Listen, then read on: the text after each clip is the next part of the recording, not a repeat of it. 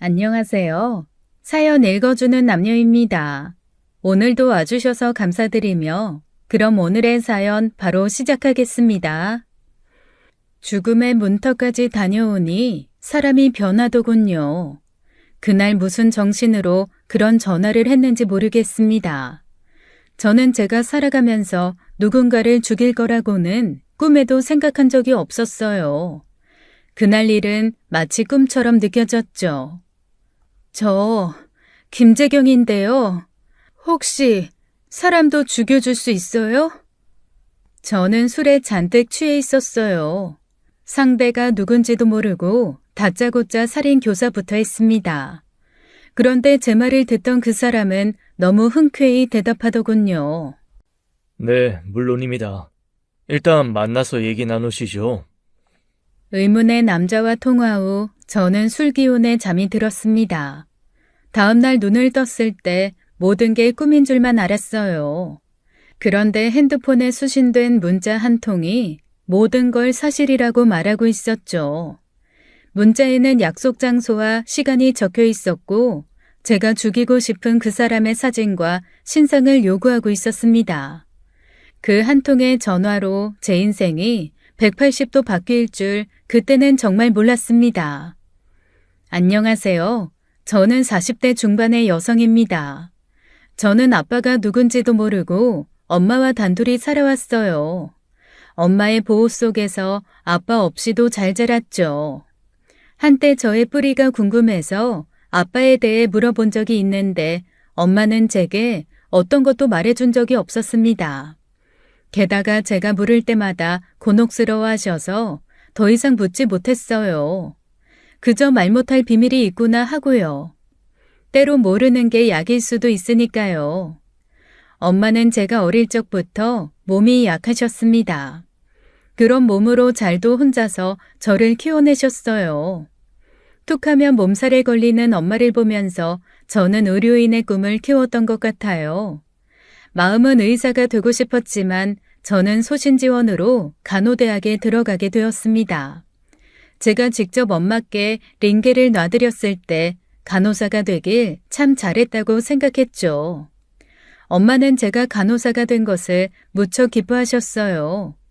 누가 보면 의사라도 된 줄 알았을 겁니다. 엄마는 제가 간호사가 된 뒤에도 일을 그만두지 않으셨어요. 아픈 다리를 이끌고 늘 생활전선에서 고군분투하셨죠. 지금 생각해보면 엄마는 몸은 약하지만 정신은 참 강한 사람이었던 것 같아요. 저는 사회생활을 하면서 남자친구를 사귀게 되었습니다. 제가 일하는 병원에 오는 제약회사 영업사원이었죠. 남자친구는 외모도 말끔하고 누가 봐도 평범한 가정에서 자란 사람처럼 보였어요. 얼굴에 그늘이나 구김이 없어 보였거든요. 2년 정도 사귀었을 때 저는 남자친구를 엄마께 소개해드렸습니다. 엄마, 인사해. 내 남자친구 성재 씨야. 만나서 반가워요. 어머니, 앞으로 잘 부탁드립니다. 재경이가 어머니를 많이 닮았네요. 이렇게 예쁜 미인으로 낳아주셔서 감사합니다, 어머님.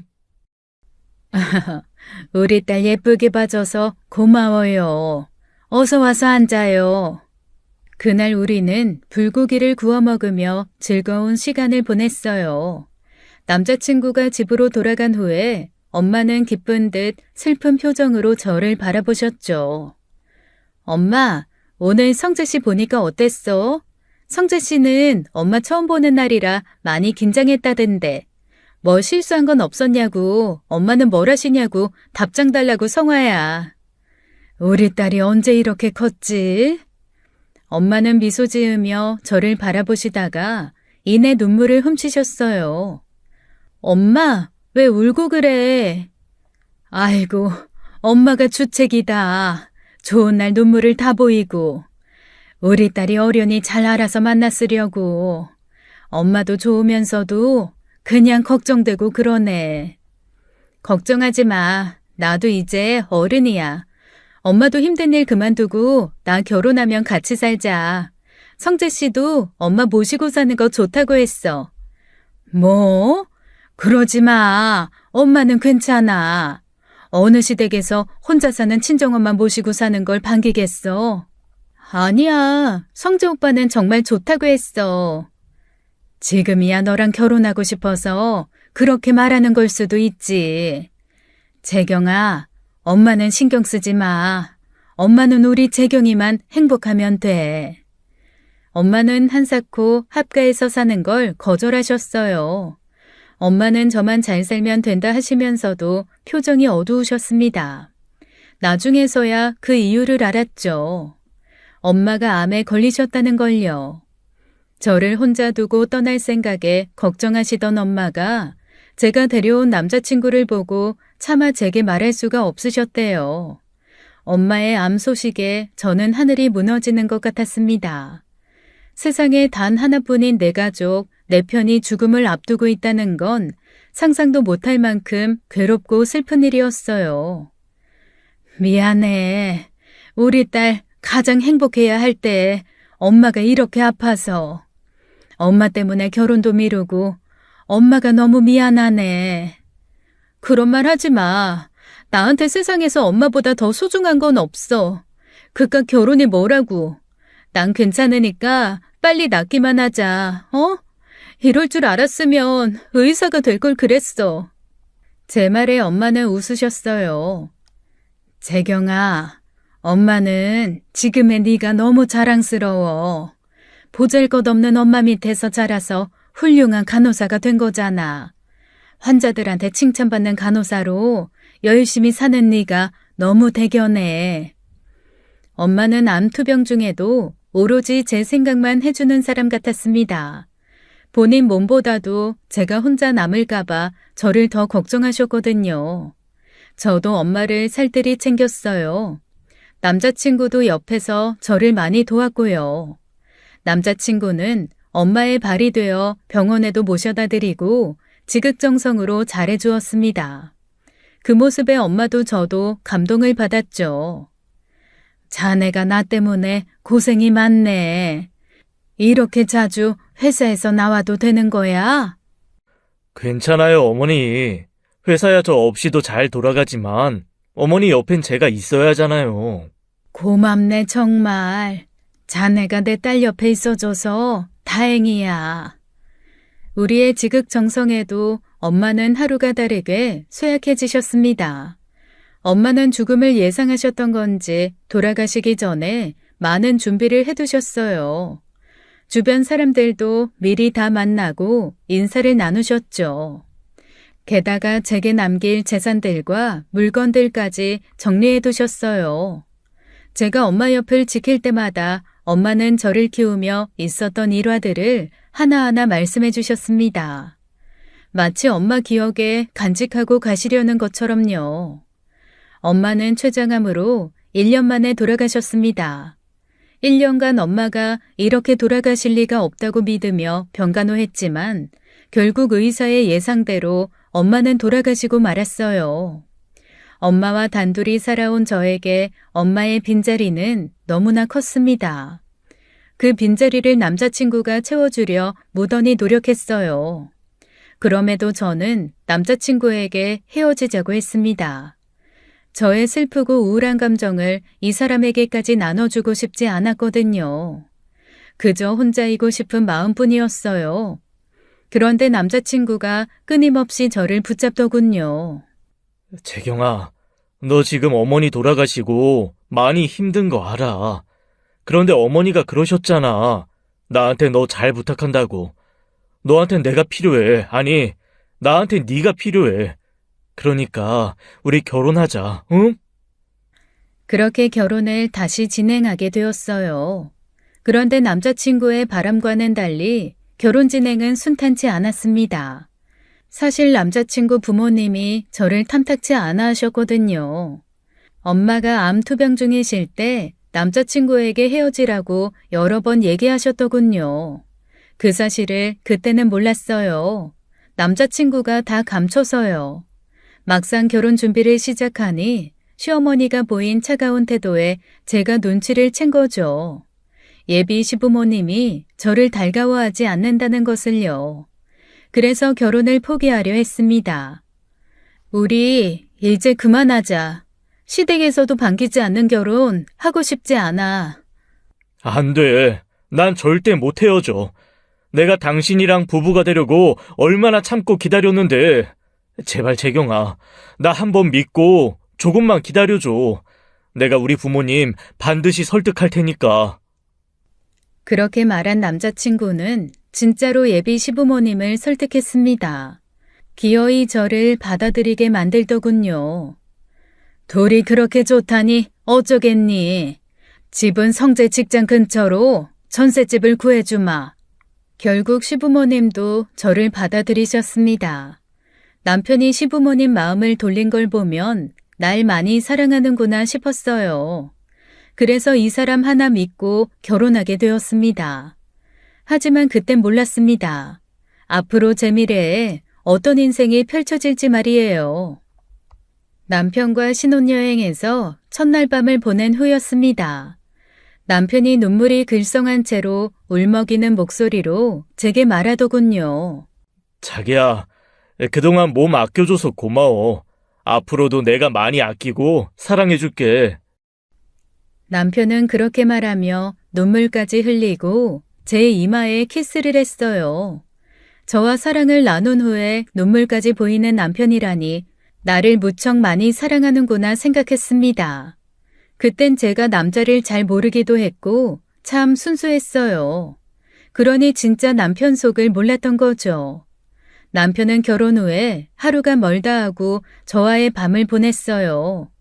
솔직히 말하면 좀 힘들었습니다. 저도 간호사로 일을 하고 있던지라 일이 고된데 퇴근하고 집에 가면 밤마다 남편이 저를 기다리고 있으니 얼마나 곤욕이었겠어요. 어느 날은 집에 들어가기 싫어서 회식이 있다고 일부러 늦게 들어간 날도 있었고요. 그럼 어김없이 남편은 잠도 안 자고 저를 기다리고 있었습니다. 제가 피곤하다는 핑계로 밀어내면 어김없이 확 토라져 버리니 그런 일을 몇 번 겪고 나서는 결국 남편이 원하는 대로 맞춰주었어요. 해도 너무한다 싶어서 친구들에게 하소연도 해보았습니다. 친구들은 신혼이라 그렇다고 조금 지나면 덜할 거라고 하더군요. 그 말만 믿고 기다렸는데 정말 그런 날이 오긴 오더라고요. 그건 바로 제가 첫 아이를 임신하고부터였죠. 임신한 후에는 제가 몸조심하느라 일부러 더 남편을 피했습니다. 남편은 그런 제게 서운해했지만 그렇다고 이해 못해주는 것도 아니었어요. 대신 늘 입버릇처럼 이렇게 말하곤 했죠. 이럴 줄 알았으면 피임을 하는 거였는데. 나 조만간 몸에서 살이 나오겠어. 몇 달 남았지? 뭐? 그게 할 소리야? 그리고 출산일 좀 그만 좀 물어봐. 저는 그런 식으로 말하는 남편이 불쾌했습니다. 마치 저를 성적 대상으로만 보는 것 같았거든요. 남편은 다른 의미로 제 출산일을 손꼽아 기다렸어요. 그러다 출산 한 달쯤 남았을 때였죠. 이제 한 달 남았다. 응? 뭐가? 출산일? 아니, 그거 말고. 상상만 해도 설렌다. 마음 같아서는 지금 당장 안아주고 싶어. 뭐? 자기는 맨날 그 생각만 해? 다른 아빠들은 아기 볼 생각에 설레어한다는데. 그건 당연한 거고. 근데 애가 좀 빨리 나오기도 한다던데. 한 일주일이라도 빨리 나오면 좋겠다. 그건 또 뭔 소리야? 그래야 내가 기다리는 시간이 줄어들잖아. 애 빨리 나오게 하는 운동도 있다던데 그거라도 좀 열심히 해봐. 저는 그 말에 대답도 안 하고 남편만 흘겨보았습니다. 그럼 남편은 윙크를 찡긋하고는 음흉하게 웃기만 했어요. 남편은 그쪽으로 무척 밝히는 사람이었어요. 결혼 전에는 전혀 그런 기색이 없어서 몰랐었죠. 오히려 선비 같은 사람인 줄 알았습니다. 왜냐하면 제 혼전순결을 지켜주고 연애하는 동안에도 정말 손만 잡았거든요. 한 달 후 예정일에 딱 맞게 저는 무사히 출산을 하게 되었습니다. 출산한 지 2달 만에 남편과의 밤을 보내게 되었어요. 최소 3개월은 조심하려고 했는데 남편이 퇴근하는 바람에 어쩔 수 없이 치러진 일이었죠. 아마 그때부터였던 것 같아요. 남편이 달라지기 시작한 게요. 저를 보면 한숨만 푹푹 쉬더니 저를 대하는 태도도 차가워지기 시작했죠. 나 오늘 야근이야. 밤에 나 늦게 들어오니까 기다리지 말고 애기랑 먼저 자. 요즘 왜 이렇게 바빠? 정말 야근 맞아? 아이, 당연하지. 대체 무슨 의도로 물어보는 거야? 설마 나 의심하냐? 아, 진짜 억울하다. 밤 늦게까지 돈 벌겠다고 사투하는 사람한테 너무하네. 아니면 아닌 거지. 뭘 또 그렇게 정색해? 정색은 누가 정색했다고? 아무튼 다녀올게. 제가 출산한 후에 남편은 180도 달라졌어요. 더 정확히 말하면 저와 동침을 한번 하고 나서 변했습니다. 사실 잠자리 후에 남편 표정이 무척 안 좋았어요. 마치 저한테 화가 난 사람 같았죠. 아, 제왕절개를 했어야 했는데. 뭐? 아니야, 아무것도. 그땐 제가 잘못 들은 줄 알았습니다. 그런데 나중에 생각해보니 분명히 저렇게 말했던 것 같아요. 남편은 회사 일이 많아서 피곤하다는 둥, 일찍 자고 내일 회사에 일찍 나가봐야 한다는 둥, 묻지도 않은 얘기를 하며 작은 방에 들어가 혼자 자곤 했어요. 남편이 좀 소원해진 것 같아서 서운한 마음이 들었지만 갓난아기 보느라 정신이 없어 크게 신경 쓰지 못했습니다. 오히려 이렇게 힘든데 남편까지 상대하지 않아서 다행이라는 생각이었죠. 그렇게 5년이 흘렀어요. 그 시간 동안 가랑비에 옷 젖듯이 남편은 조금씩 저를 대하는 게 변하기 시작했죠. 요즘 왜 이렇게 늦어? 오늘은 꼭 일찍 와서 이한이 봐주기로 했잖아. 너는 집에 있으면서 애도 혼자 못 봐? 짜증나게 왜 나만 보면 애 봐달라고 징징거려. 너가 그러고도 엄마냐? 뭐? 넌 장모님은 안 닮았나 보다. 갑자기 그게 무슨 소리야? 장모님은 혼자서도 너 잘 키웠는데 넌 일도 안 하는데 애도 혼자 못 키우잖아. 그 말을 듣는데 너무 황당해서 목구멍이 막히더군요. 남편은 다음 날 자기가 예민해서 막말을 했다며 사과했지만 이미 받은 상처는 마음에서 사라지지 않았습니다. 사실 아이가 4살 때 복직했었어요. 그런데 제가 복직하고 한 달도 안 되어서 아이에게 틱 증상이 생기더군요. 손가락을 꽉 오므리는 증상이었어요. 어린이집에 보낼 때마다 분리불안이 너무 심하기도 해서 결국 제가 퇴사해야 했죠. 퇴사 후 아이에게 집중하고 더 많은 애정과 관심을 쏟았습니다. 그 덕분인지 몰라도 틱 증상은 5살이 되면서 자연스럽게 서서히 없어졌죠. 천만다행이란 마음이었어요. 그걸 남편도 뻔히 알고 있었죠. 그런데 제가 일하지 않는 걸 불만 삼아 얘기한다는 게 저를 뭘로 생각하나 싶어서 기분이 무척 나빴습니다. 그 후로 한동안 남편과 대화를 안 했던 것 같아요. 꼭 필요한 말 이외에는요. 그런데 시어머니 생신을 앞두고 남편이 화해를 요청하더군요. 무슨 바람이 들었는지 결혼 후 한 번도 제게 준 적 없던 꽃다발까지 사들고 와서요. 아이를 위해 냉전을 끝냈습니다. 남편과 사이 안 좋은 모습을 계속 보일 수는 없었으니까요. 그로부터 2주 후 시어머니 생신날이 찾아왔어요. 아이와 함께 시댁에 방문했습니다.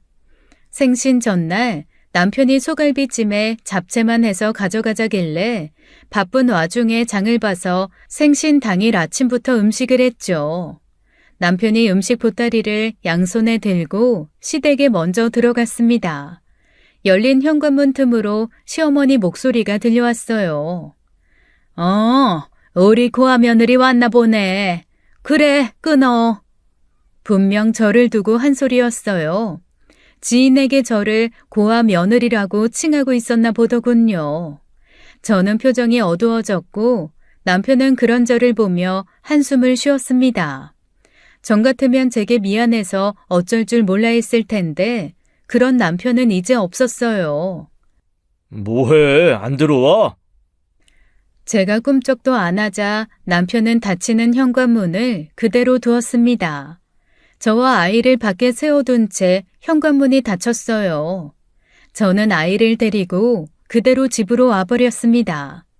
그러자 시모에게 전화가 왔어요. 어디서 못 배워먹은 행동이야? 성재가 그러던데 너 설마 내가 고아 며느리라고 해서 그래? 너 없는 데서 얘기하다 보면 그럴 수도 있는 거지. 그렇다고 내 생일날 애 데리고 사라져서 꼭 그렇게 기분을 망쳐야겠어? 넌 내 생일날 엄마 없는 티를 내야겠니? 엄마 없는 것도 서러운데 꼭 그렇게 얘기하셔야 돼요? 어머님, 지인들한테 며느리 구하라고 말하고 다니시는 모양인데 그래봤자 어머님 얼굴에 침 뱉기밖에 더 되나요? 뭐야? 이게 누굴 가르치려고 들어? 콩방지게. 그리고 어머님도 부모님 안 계신 건 마찬가지잖아요. 뭐야? 참 어이가 없어서 너랑 내가 같니? 나이 들어 돌아가신 거랑 젊은 나이에 병들어 죽은 게 똑같으냐고. 사람 가는데 순서 없어요. 어머님은 언제까지 건강하실 것 같으신데요? 뭐야? 아주 죽으라고 고사를 지내라, 고사를 지내. 이런 퇴바라진 것, 너 원래 이런 애였니? 난 네가 그래도 순하고 고분고분한 줄 알고 간신히 결혼 허락한 건데 이럴 줄 알았으면 도시락 싸들고 다니면서 말렸어. 못된 것 같으니라고. 저 원래 이런 애 아니고요. 순하고 고분고분했던 거 맞는데요. 이게 다 어머님 때문에 변한 거예요. 환경이 변하면 동물들도 변한다는데 저라고 안 변하고 배기겠어요? 그렇게 분노를 터뜨리고 전화를 끊었습니다.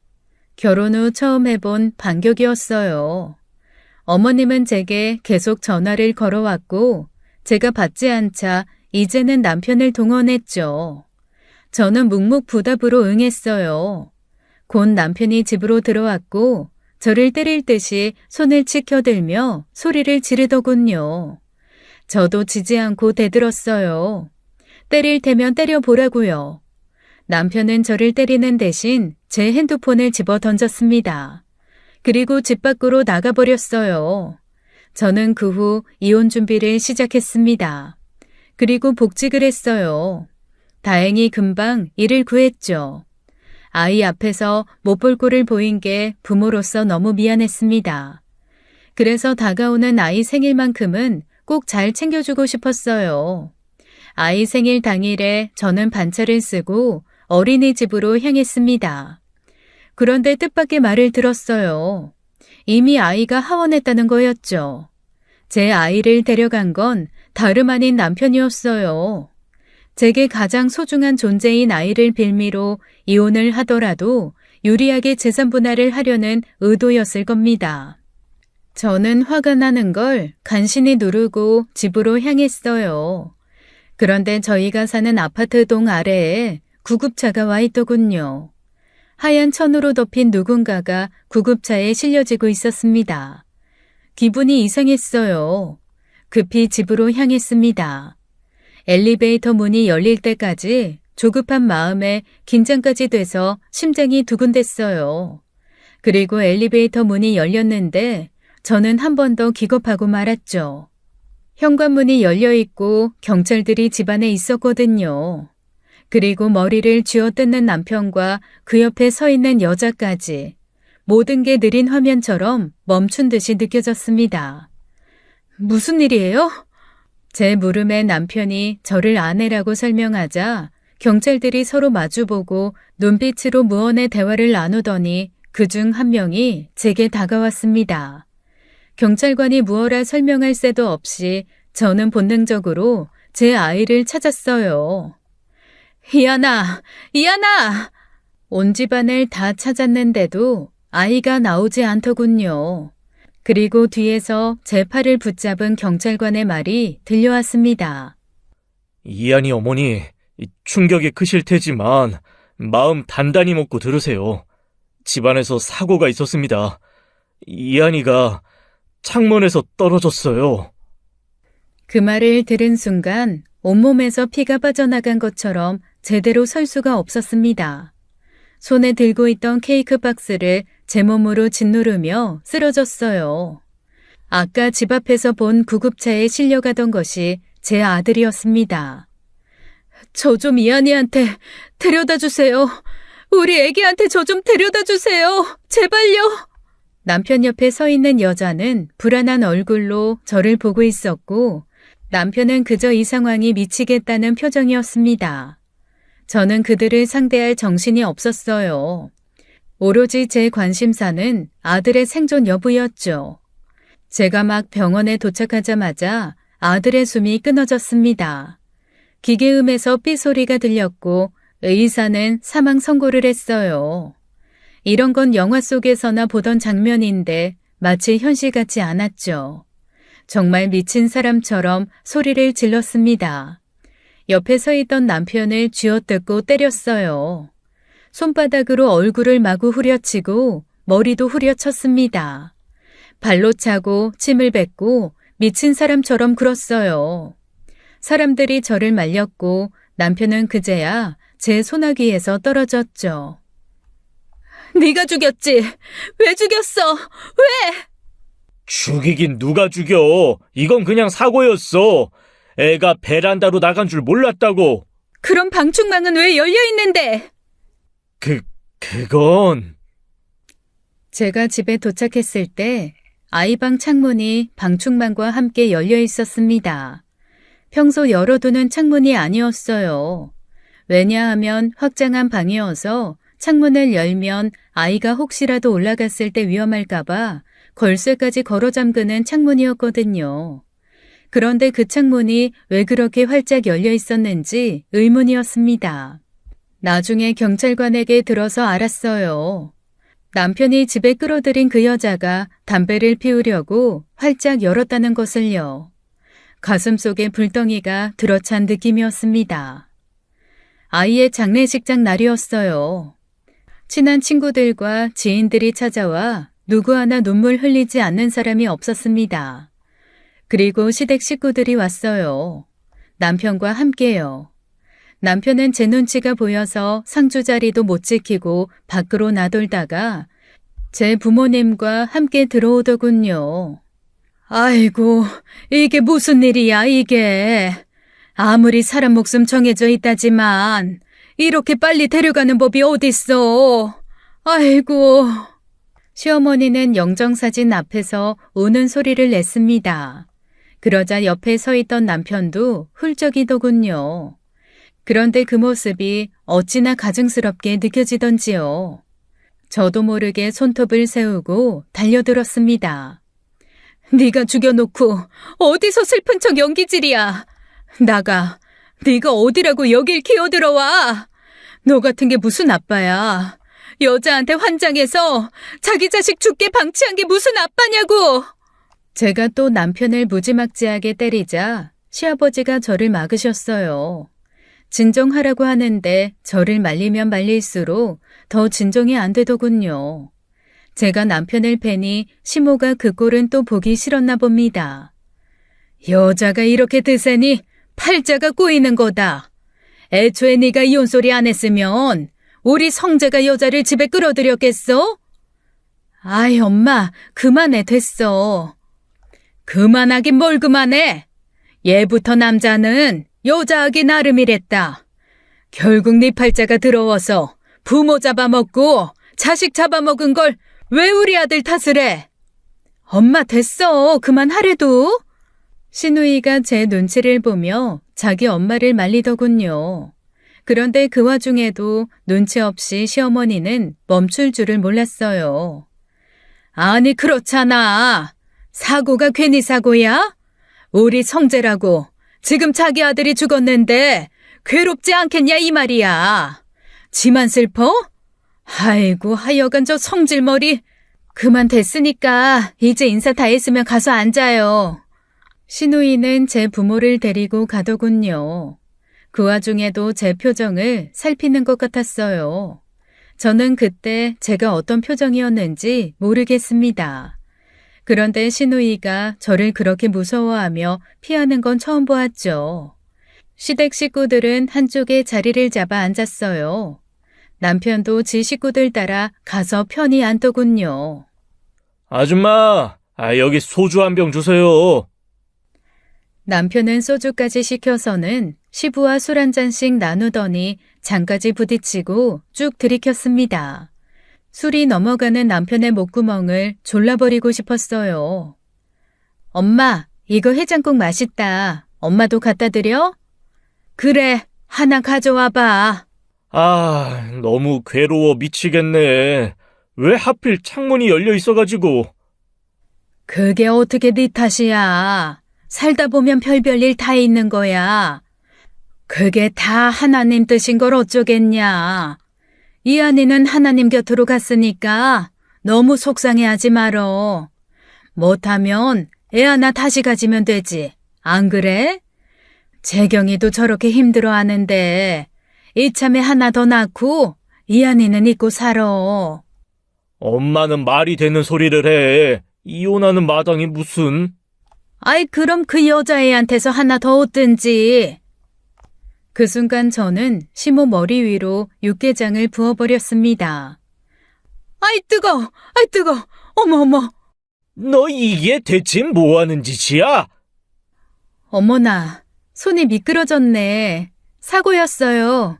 어머님은 이해하시죠? 이게 다 하나님의 뜻인 거. 시어머니는 뜨거워 죽겠던지 화장실로 달려갔어요. 그 뒤를 시누이와 시부가 따라갔죠. 남편이 혼자 남았더군요. 저는 저도 모르게 손에 들고 있던 젓가락에 힘을 꽉 주었습니다. 얼마나 힘을 세게 쥐었던지 주먹 쥔 손이 바들바들 떨리고 있었어요. 제가 손을 들어 올리자 남편이 자동 반사적으로 손을 들어 올려 얼굴을 가리더군요. 저는 그대로 달려들었어요. 사람들이 달려와 저를 말렸고 저는 불행인지 다행인지 살인을 면했습니다. 장례식이 끝난 후는 더 지옥 같았어요. 저는 점점 시름시름 알아갔습니다. 이유 없이 열이 오르고 내리기를 반복하더니 어느 날은 쓰러져 눈 떠보니 병원이었어요. 평소 저와 친한 언니가 제가 걱정되어 와봤다가 쓰러진 저를 발견한 거였죠. 혜정 언니의 도움으로 저는 간신히 살았어요. 언니는 제가 걱정된다며 하루도 거르지 않고 저를 찾아왔습니다. 그렇게 8개월이 흘렀을 무렵 언니가 제게 그러더군요. 일을 하라고요. 가까스로 다시 일을 시작했습니다. 재경아, 이제 너도 살아야지. 언제까지 이한이 붙잡고 망가져갈 거야. 이한이가 하늘에서 너 보고 있다고 생각해봐. 이한이 마음이 얼마나 아프겠어. 자기보다 엄마 아픈 걸 더 속상해하던 앤데. 참 말이라는 건 참 희한한 것 같습니다. 사람을 죽일 듯이 분노하게 만들다가도 이렇게 살아야겠다는 생각이 들게 하기도 하니까요. 언니의 말이 뭐라고 어릴 적 제가 제 엄마를 걱정했던 게 떠올랐어요. 그리고 이한이가 저를 걱정하는 마음이 어떤 마음일지 너무나 잘 이해가 되었죠. 저는 이한이에게 걱정을 끼치고 싶지 않다는 마음 하나로 살기 시작했어요. 저는 퇴근 후에 집에 들어올 때마다 아이 이름을 불렀습니다. 이한아, 엄마 왔어. 아이 이름을 부르다가 대성통곡하는 것이 일상이었어요. 복직 후에는 술을 끊으려 노력했습니다. 거의 알코올 중독까지 갔었다가 간신히 끊었는데 아이의 기일에는 어쩔 수 없이 술이 찾아지더군요. 소주 한 병을 단숨에 마셔버렸어요. 취기가 올라오니 엄마 생각이 나더군요. 저는 비틀거리며 장롱 문을 열었습니다. 장롱 맨 위에 놓아둔 상자를 꺼냈어요. 엄마가 남겨준 것들이었죠. 평소라면 열어보지 않았을 엄마가 남겨준 낡은 수첩, 그걸 집어들었습니다. 술에 취했는데 이상하게 옛 기억이 불현듯 떠올랐어요. 재경아, 살다가 죽을 만큼 힘든 날이 오면 그때 여기로 전화해봐. 엄마가 없을 때 널 위해서 해줄 수 있는 엄마의 마지막. 야. 엄마가 마지막에 뭐라고 말했었는지 떠오르지 않았어요. 기억해내려고 하다가 도저히 기억해내지 못했습니다. 대체 무슨 생각이었을까요? 저는 핸드폰으로 그 수첩에 적힌 번호로 전화를 걸었습니다. 핸드폰 신호음이 울렸어요. 눈을 감고 신호음만 듣고 있는데 누군가 전화를 받았습니다. 남자 목소리였어요. 여보세요? 막상 전화를 거니 뭐라고 말해야 할지 모르겠더군요. 여보세요? 여보세요? 저는 장순정 씨 딸인데요. 엄마가 죽을 만큼 힘들 때 여기 전화하라고 했었거든요. 여보세요? 여보세요? 제 말 듣고 있어요? 뭐야, 전화번호가 잘못됐나? 그럼 그렇지. 저는 전화를 끊으려고 했습니다. 그러자 남자가 다급하게 제게 말을 걸더군요. 네, 압니다. 장순정 씨. 그냥 너무 놀라서. 네, 말씀하십시오. 지금이 바로 그런 순간이란 말씀이시죠? 죽고 싶을 만큼. 네, 죽을 만큼 힘들어요. 그래서 말인데요. 혹시 사람도 죽여줄 수 있어요? 그러자 그 남자가 망설임도 없이 대답하더군요. 그럼요. 물론입니다. 일단 얼굴 보고 얘기하시죠. 그러더니 제게 장소와 시간을 알려주며 만날 약속을 잡았습니다. 올 때는 죽이고 싶은 사람 신상과 사진도 가져오라는 말까지 하더군요. 저도 장난으로 한 말은 아니었지만 이렇게 진지하게 응해주니 얼떨떨 하더군요. 다음날 술에서 깨어 핸드폰부터 열어보았어요. 꿈이 아니었나 했지만 전화한 통화 기록이 고스란히 찍혀 있었죠. 그 남자는 친절하게 제가 잊어버리지 않도록 약속 장소와 시간까지 문자로 한 번 더 정리해서 보내주었습니다. 약속한 날 저는 한 카페로 향했어요. 그 남자는 저보다 먼저 와 있었죠. 카페 한켠에 앉아있던 그 사람이 저를 먼저 알아보고는 인사를 건넸습니다. 김재경 씨? 네. 저는 그 남자를 경계하며 위아래로 훑어보았어요. 고급스러워 보이는 정장에 번들거리는 구두, 그리고 손목에는 은빛으로 빛나는 시계를 차고 있더군요. 겉모습은 아주 멀쩡해 보이는 사람이었습니다. 아니 멀쩡한 걸 뛰어넘어 돈 냄새가 풍기는 데다 지적여 보이기까지 한 사람이었어요. 이런 사람이 과연 사람을 죽일 수나 있을까 싶었죠. 가져왔어요. 네? 뭘요? 아, 네, 여기요. 저는 가방에서 주섬주섬 남편놈 사진과 신상 정보를 꺼냈습니다. 그 남자는 제 얼굴을 빤히 쳐다보더군요. 그러더니 제게 물었습니다. 그럼 바로 진행할까요? 그 물음에 저는 바로 답이 나오지 않았어요. 남편놈이 죽는 게 싫어서가 아니었어요. 이런 놈 때문에 제가 살인 교사범이 된다는 사실이 참을 수 없었습니다.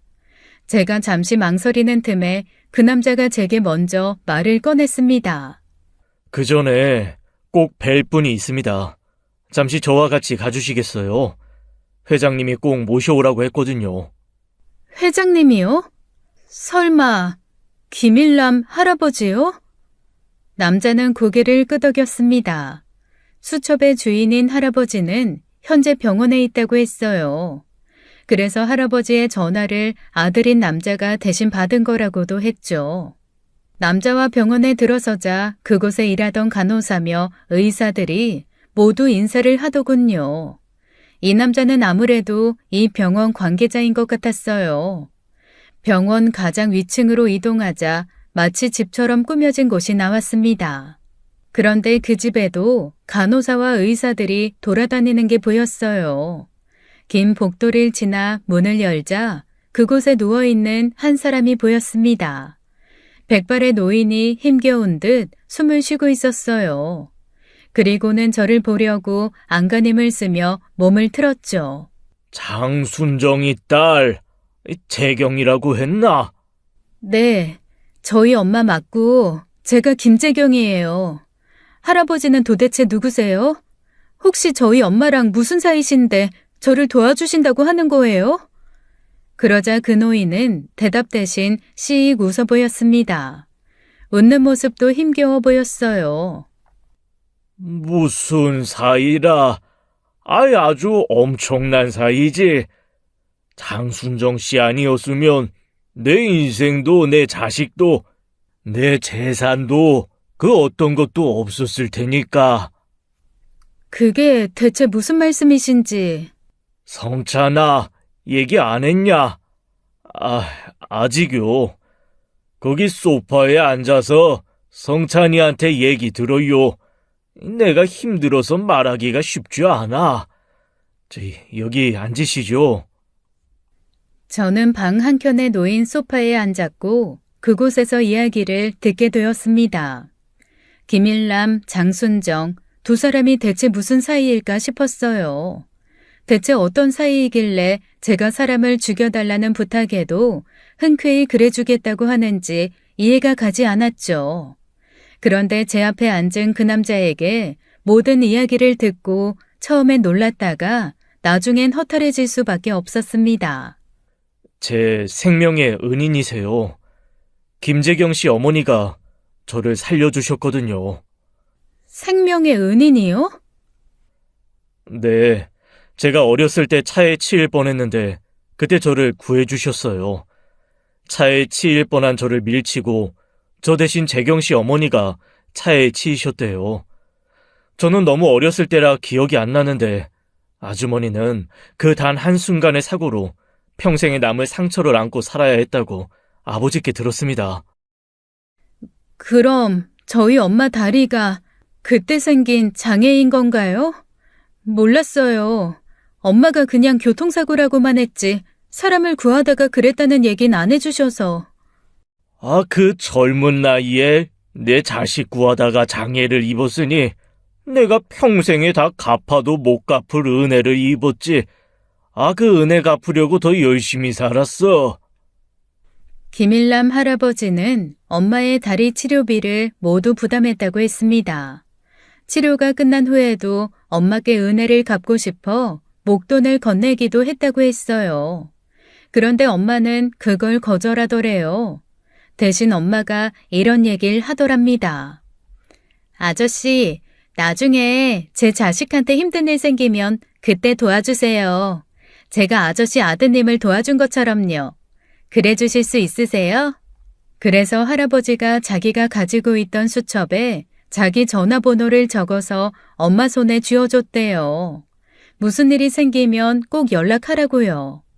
그 후 그 수첩은 엄마의 보관함에 넣어져 잊혀졌고 엄마가 돌아가실 때 제게 그 보관함을 남겨주신 거였습니다. 엄마는 옛날부터 너무 착했어요.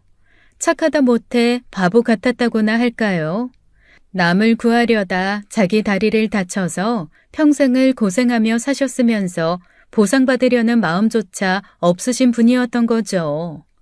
참 엄마답다 싶었어요. 그런 엄마를 보고 할아버지는 평생을 무척 열심히 사셨다고 했습니다. 언제 어떤 도움을 필요로 할지 모르니 자신이 힘이 있어야겠다고 생각하셨대요. 그렇게 사업을 하고 돈을 벌고 자식을 의사로 키워냈다고 했어요. 노력 끝에 건물 전체를 병원으로 운영하게 되었다고 했습니다. 오랫동안 몸이 아파 누워있으니 내 지난 삶을 돌아보게 돼. 열심히 살아온 날들을 되돌아보면 그 끝에는 항상 장순정 씨가 있었지. 은혜를 못 갚고 죽나 싶어 마음 한켠에 숙제가 남은 기분이 들었는데 이렇게 자네한테서 전화가 올 줄 어떻게 알았겠어. 전화 온 얘기를 듣고 뛸 듯이 기뻤네. 드디어 신이 내게 은혜를 갚을 기회를 주셨구나 하고 말이야. 그렇게 말하며 할아버지가 저를 빤히 바라보셨습니다. 씁쓸한 눈빛으로 저를 보다가 다시 말씀하셨어요. 그런데 한편으로는 마음이 아팠어. 무슨 일이 있어서 나를 찾았을까 하고. 대체 무슨 일인지 어서 얘기를 해봐. 저는 그동안 제가 겪은 이야기를 메마른 감정으로 떠들었습니다. 내 아이가 죽은 이유까지 전부요. 그 얘기에 노인도 남자도 분개했고 저 대신 욕도 실컷 해주었어요. 그래서 사람을 죽여달라고 했구만. 뭐 어렵진 않지. 내가 저승 가는 길에 데려가면 되니까. 아버지, 무슨 그런 말씀을 하세요. 차라리 제가, 네가 사람 살리는 의사가 사람을 어떻게 해코지한다고? 내가 너를 몰라? 천성이 착해 빠진 녀석인걸. 역시 제가 무리한 부탁을 했죠. 사실 처음부터 반신반의하긴 했어요. 얼굴도 본 적 없고 처음 만난 사람이 저를 대신해서 복수해준다는 것부터 말이 안 되잖아요. 제가 실례했네요. 저는 이만 가볼게요. 잠깐만요. 김재경 씨. 그 남자는 제 손목을 붙잡았습니다. 그리고는 말했어요. 솔직히 거짓말한 거 맞아요. 그런데 복수해주겠다는 건 진심입니다. 꼭 살인만이 복수는 아니잖아요. 재경 씨 이대로 돌아가면 폐인밖에 더 돼요. 그럼 그 자식한테 복수는커녕 재경 씨만 억울하잖아요. 저 재경 씨 살리려고 여기까지 데려온 거예요. 그 말에 왜 눈물이 터졌는지 모르겠습니다. 처음 보는 사람들 앞에서 내 밑바닥까지 들춰 보인 것 같아서 너무나 창피하고 이 상황을 만든 그놈이 원망스럽고 그저 미칠 것 같았어요. 일단 재경 씨부터요. 우선 재경 씨부터 챙기라고요. 저희가 도와드릴게요. 어머니를 위해서라도 그렇게 하게 해주세요. 저는 주저앉아 눈물을 한바탕 쏟아냈습니다. 오늘 처음 본 사람들에게 의지하게 될 줄은 상상도 못했어요. 한 사람을 죽이려고 이 사람들을 만났는데 이 사람들이 저를 다시 살게 하려는 게 너무나 모순적이었죠. 짐부터 챙겨 나와서 우리랑 함께 지내세. 남자의 도움으로 저는 노인이 머무는 그 병원 꼭대기층에서 살게 되었습니다. 그리고 이 병원 간호사로 이직까지 했어요. 할아버지께서 제게 간곡히 부탁하셨거든요. 자신의 전담 간호사가 되어달라고요. 그런데 보살핌을 받는 건 오히려 저였어요. 할아버지는 저를 일부러 밖으로 나가게 하려고 자주 산책을 요구하셨죠. 바깥 공기를 마시게 하고 옥상의 핀꽃을 보게 하셨어요. 분노와 살기로 가득 찬 제 마음에 자꾸만 돌을 던지셨습니다. 올해도 봄이 어김없이 왔구만. 이 민들레를 보니까 장순정 씨가 생각이 또 나네. 이 민들레 씨가 하얀 강아지 같다고 참 좋아했거든. 장순정 씨는 내가 세상에서 만난 사람 중에 제일 착한 사람이었어.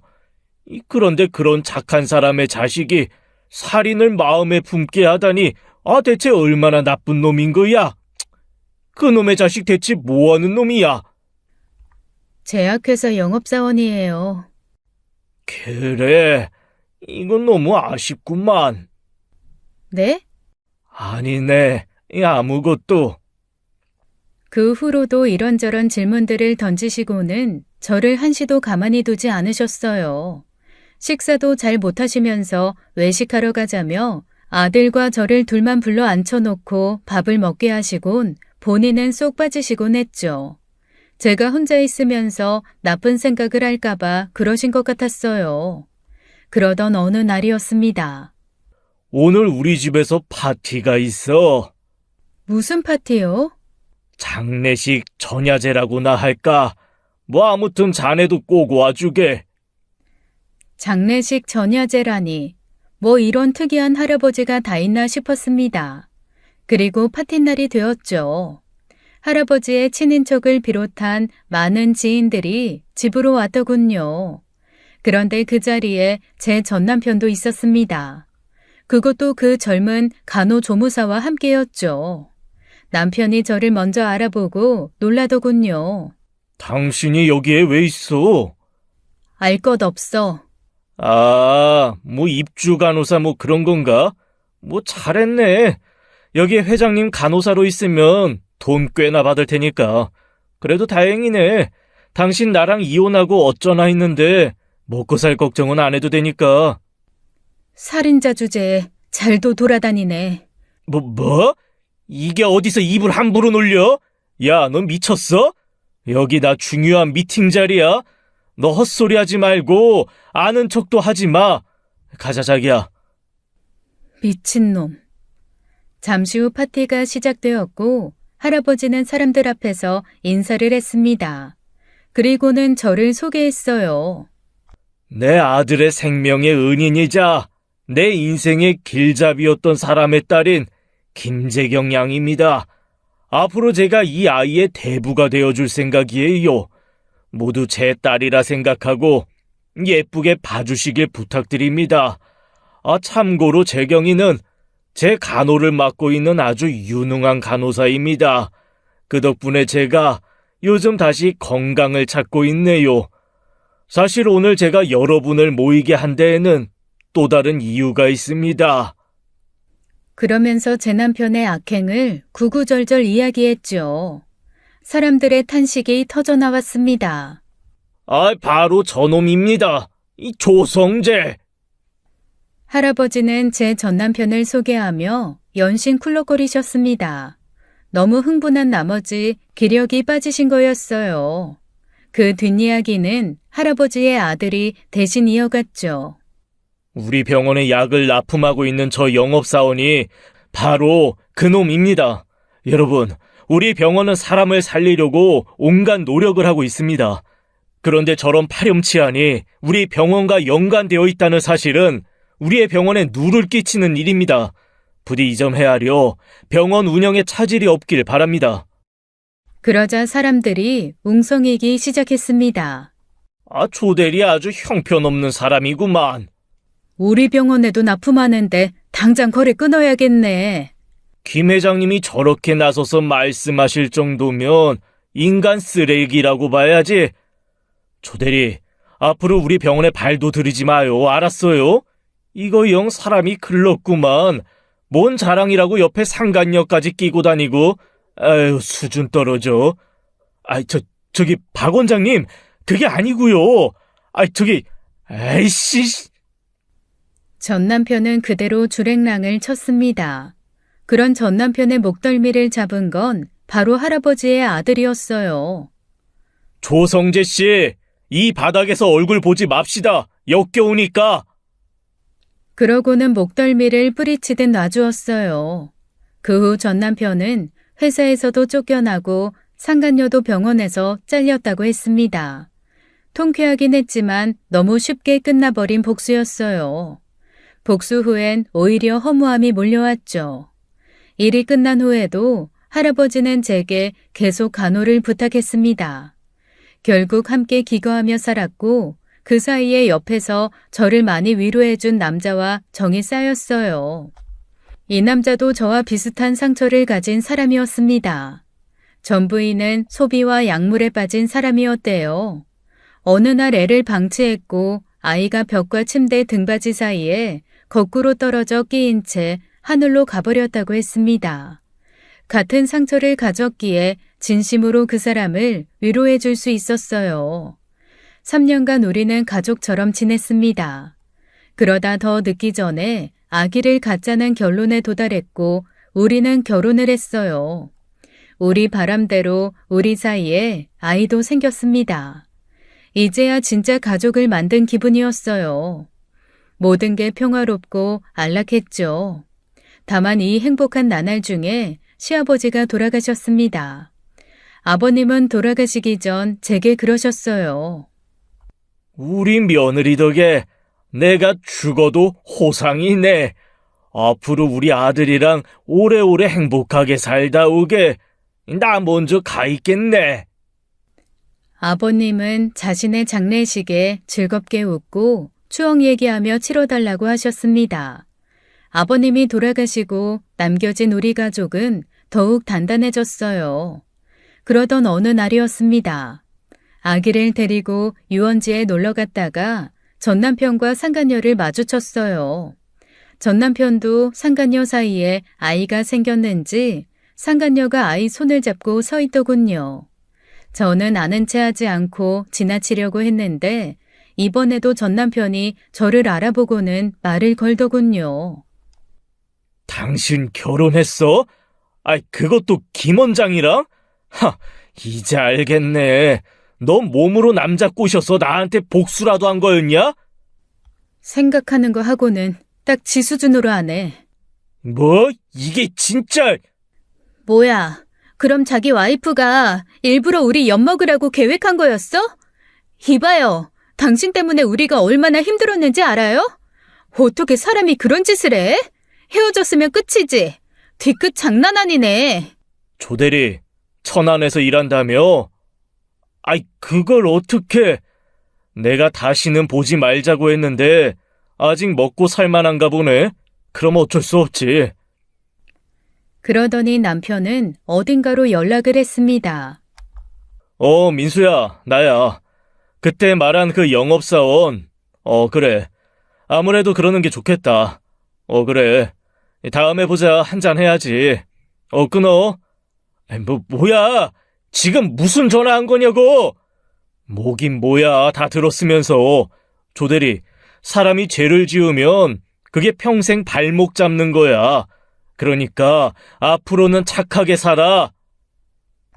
남편은 전남편 목덜미를 손으로 툭툭 치고는 제 어깨를 감싸서 데려갔어요. 제 뒤로 전남편이 소리 지르는 소리가 들렸습니다. 아이씨, 니들이야말로 착하게 살아. 갑질 그만하고. 그 후 전남편은 저를 보러 병원 앞으로 찾아왔습니다. 자신이 저 때문에 일자리를 뺏기고 집에서 애나 보는 신세가 되었다고 제 앞에서 한탄을 하더군요. 급기야 이 인간이 저한테 한 번만 봐달라고 사정까지 하더군요. 내가 잘못했어. 그러니까 이제 우리 좀 그냥 냅둬라. 내가 이렇게 부탁할게. 앞으로 너 봐도 아는 척도 안 할 테니까 제발 한 번만 봐줘. 우리 그래도 한때 행복했었잖아. 사모님, 제가 너무 힘들어서 그래요. 네? 개소리 그만하고 그렇게 힘들면 그냥 죽어. 한 번만 더 찾아오면 스토커로 고소하던 영업방해죄로 고소할 테니까 그렇게 알아. 이건 그냥 하는 말이 아니니까 알아서 조심해. 재경아. 내 이름 함부로 부르지 마. 여기요, 경비원. 이 사람 앞으로 이 병원에 출입 못하게 해주세요. 네, 사모님. 뭐해? 다들 이 사람 끌어내. 그 후로 저는 이제 제 인생만 생각하며 살고 있습니다.